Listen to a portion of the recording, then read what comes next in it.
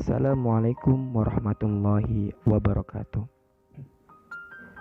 Alhamdulillah, alhamdulillahi rabbil alamin.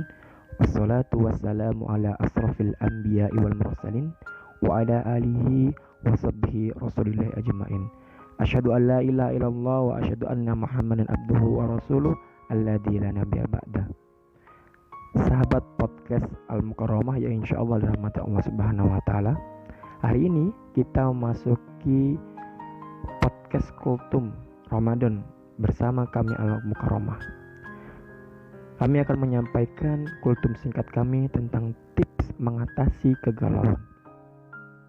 Kita pernah merasakan kegalauan, kegelisahan, kegundahan yang tentunya membuat hati kita tidak enak. Ketahuilah saudaraku bahwa gundah gulana atau kegalauan itu ada dua keadaan. Keadaan yang pertama karena ada sebab, biasanya karena terlalu menginginkan sesuatu. Terlebih ketika hati kita sangat menginginkan dunia, entah itu berupa harta, ataupun berupa kedudukan, ataupun berupa perkara-perkara lain dari urusan dunia. Maka dari itu jangan sampai keinginan kita yang terbesar adalah kehidupan dunia.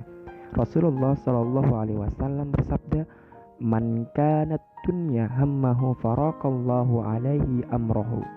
Siapa yang keinginannya terbesarnya adalah dunia, Allah akan cerai berikan urusannya.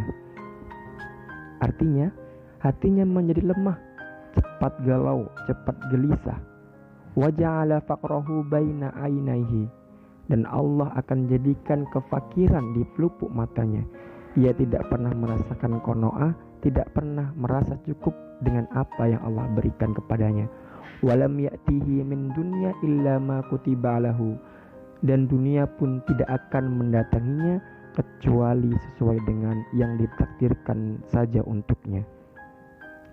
Syekhul Islam Ibnu Taimiyah rahimakumullah dalam kitab Majmu' Fatawa menyebutkan bahwa galau atau kegundahan seperti itu biasanya akibat daripada dosa, atau kita pernah menginginkan berbuat dosa dan memikirkan dosa. Akhirnya Allah Subhanahu wa taala memberikan kepada kita sanksi dengan cara dijadikan hati kita galau, gundah gulana tanpa sebab. Aneh, tiba-tiba hati kita tidak tenang, tidak tentram, gundah gulana dan lainnya. Yang seperti ini apa obatnya, teman-teman?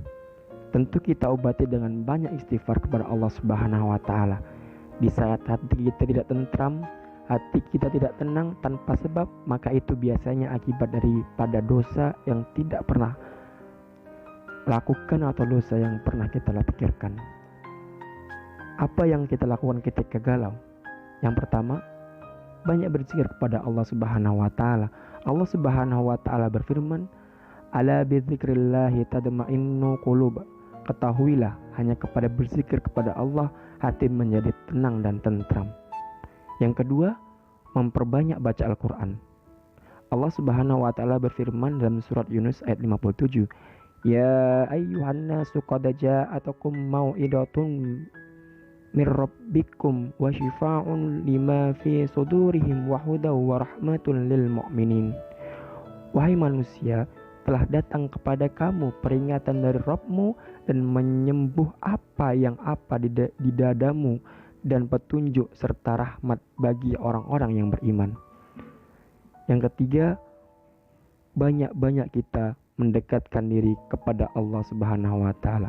Kenapa? Karena hati kita sudah menyerahkan semua kepada Allah yang terbaik. Apa yang terbaik di sisi Allah, itulah yang kita terima dan kita berusaha untuk ridho menerimanya. Dan yang terakhir, jangan mengadu kepada manusia. Di saat kita gundah gulana, di saat kita galau, jangan sekali-sekali kita mengeluh dan mengadu kepada manusia. Karena mengadu kepada manusia tidak ada manfaatnya sama sekali. Adukanlah kepada Allah sebagaimana Nabi Yakub ketika sedih karena kehilangan anaknya yang bernama Nabi Yusuf alaihi salam.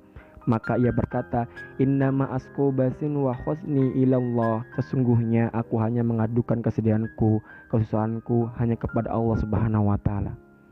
Sahabat podcast Al-Mukarramah, maka dari itu di saat kita ditimpa kegalauan, gundah gulana, segera kita obati dengan hal-hal seperti itu. dan kita berusaha untuk menjadikan hati kita hati yang tenang dan tentram dengan obat Al-Quran, obat zikir kepada Allah Subhanahu wa Ta'ala. Mungkin itu yang bisa kami sampaikan, sahabat podcast Al-Mukarramah. Semoga bermanfaat bagi sahabat podcast Al-Mukarramah. Lebih dan kurang kami mohon maaf. Wallahul muwaffiq ila aqwamit thoriq, fastabiqul khairat. Assalamualaikum warahmatullahi wabarakatuh.